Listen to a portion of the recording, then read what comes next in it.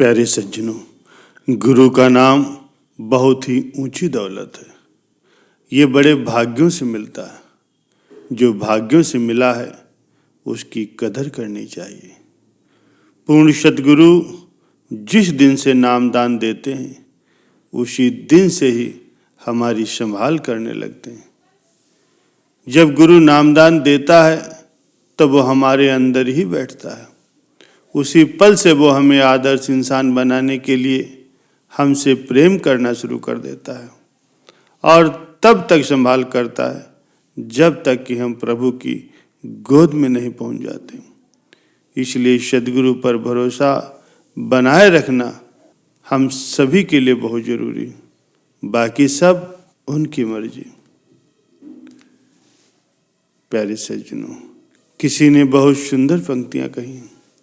क्यों फिक्र में पड़ा है, तेरा गुरु बहुत बड़ा है और हर हाल में वो तेरे संग खड़ा है। एक बार दसम पातशाही श्री गुरु गोविंद सिंह महाराज जी का दरबार सजा हुआ था। कर्म फल के प्रसंग पर पावन श्री वचन हो रहे थे कि जिसकी जो प्रारब्ध होती है उसे वही प्राप्त होता है। कम या अधिक किसी को प्राप्त नहीं होता, क्योंकि अपने किए हुए कर्मों का फल जीव को भुगतना ही पड़ता है। वचनों के पश्चात मौज उठी कि जिस किसी को जो वस्तु की आवश्यकता हो वो निसंकोच होकर के मांग सकता है।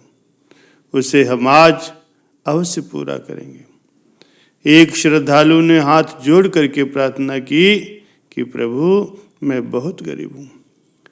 मेरी तमन्ना है कि मेरे पास बहुत सारा धन हो जिससे मेरा गुजारा चल सके और मैं साधु संतों की सेवा भी कर सकूं। उसकी भावना को देख करके श्री गुरु गोविंद सिंह महाराज जी ने उसे शुभ आशीर्वाद दिया कि तुझे आज लखपति बनाया जाता है। और ऐसे ही दूसरे बहुत से गुरुमुखों ने भी अपने मन की चीज मांग ली। उसी गुरुमुख मंडली में एक फकीर शाह राय बुलार दीन जी भी बैठे थे। उनकी उत्सुकता को देख करके अंतर्यामी गुरुदेव ने पूछा, राय बुलार दीन जी, आपको भी अगर कुछ आवश्यकता हो तो निस्संदेह निसंकोच होकर के कहिए। उन्होंने हाथ जोड़ करके खड़े होकर के प्रार्थना की कि प्रभु, मुझे तो किसी भी सांसारिक वस्तु की कामना नहीं है, लेकिन मन में एक संदेह जरूर उत्पन्न हो गया है। अगर आपकी कृपा हो तो मेरा संदेह दूर करने की कृपा करें। मेरी प्रार्थना है कि प्रभु, अभी अभी आपने अपने पावन वचनों में फरमाया कि प्रारब्ध से कम या अधिक किसी को कुछ नहीं मिलता। अपने कर्मों का फल प्रत्येक जीव को भुगतना ही पड़ता है। तो मेरे मन में ये संदेह हुआ है कि अभी अभी जिसे आपने लखपति होने का आशीर्वाद दिया है, जब इसकी तकदीर में ही नहीं है तो आपने इसे कहां से दे दिया। गुरु गोविंद सिंह जी ने सेवक के द्वारा एक कोरा कागज मंगवाया और स्याही तथा मोहर भी मंगवाई।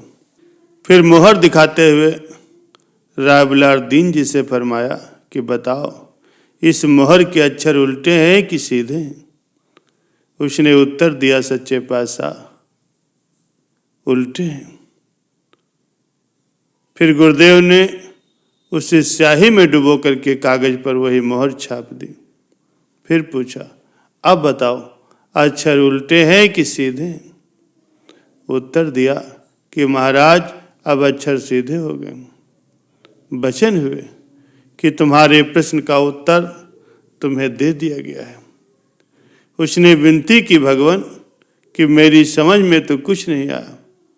गुरु गोविंद सिंह जी ने फरमाया कि जिस प्रकार से इस मोहर के अक्षर उल्टे थे और स्याही लगाने के बाद छापने से वो सीधे हो गए, उसी तरह जिस जीव के भाग्य उल्टे होते हैं और अगर उसके मस्तक पर संत सदगुरु के चरण कमलों की छाप लग जाए तो उसके भाग्य सीधे हो जाते हैं।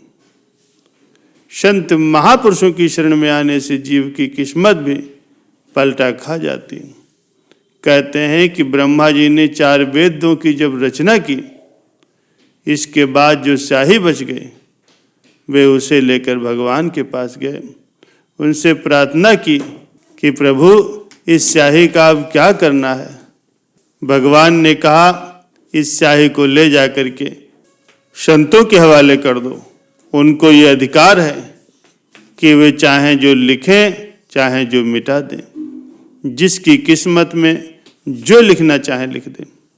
इसलिए जो सौभाग्यशाली जीव सतगुरु की चरण शरण में आ जाते हैं, सतगुरु के चरणों को अपने मस्तक पर धारण करते हैं, सभी कार्य उनकी आज्ञा मौज के अनुसार निष्काम भाव से करते हैं, सेवा करते हैं, सिमरन करते हैं, तो निस्संदेह यहाँ भी सुखपूर्वक अपना जीवन व्यतीत करते हैं और कर्म बंधन से छूट करके आवागमन के चक्र से हमेशा हमेशा के लिए आजाद होकर के मालिक के सच्चे धाम को भी प्राप्त करते हैं।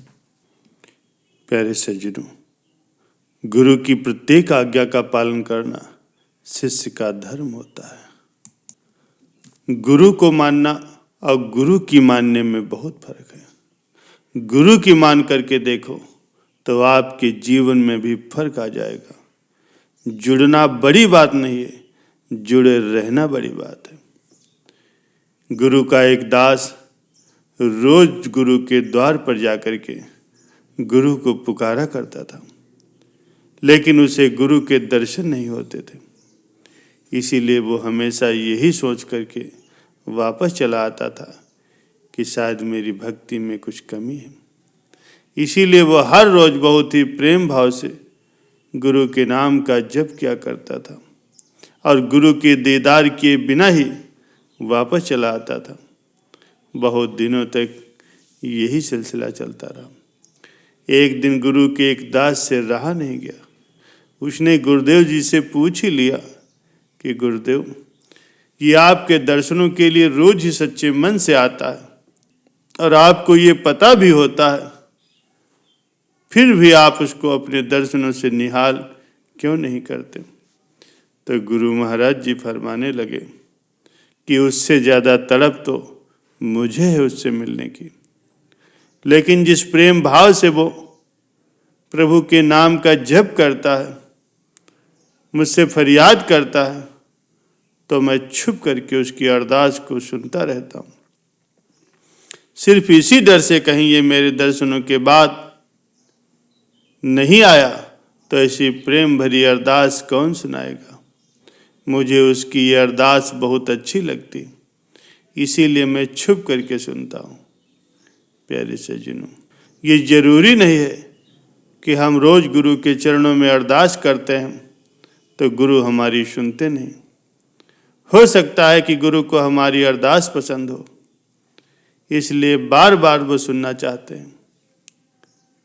सदगुरु जी हमारी हर मोड़ पर संभाल करते हैं, इसलिए हर हाल में जैसा भी वक्त हो हमें हर पल उनका शुक्राना करना चाहिए और हमेशा ही उनकी मौज में खुश रहना चाहिए।